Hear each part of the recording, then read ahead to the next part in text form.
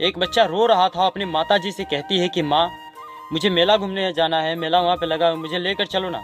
बच्चा जिद करने लगता है तो माँ लेकर के जाती तो है, मगर माँ के पास में पैसा नहीं था। तो बच्चा ही होता है। जब बच्चा मेला में जाता है तो माँ से कहता है कि माँ मुझे झीला हिलना है, तो माँ कहती है कि बेटा मेरे पास में पैसा नहीं है। तो बच्चा रोने लगता है, माँ मुझे हिलना ही है, झीला हिलना ही है, चाहे कुछ भी हो मुझे हिलना ही है।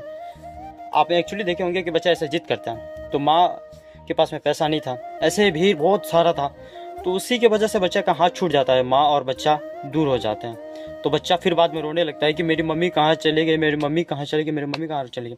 तो बगल में एक मिठाई वाले देखते हैं अंकल, तो कहते हैं अरे बाबू इधर आना।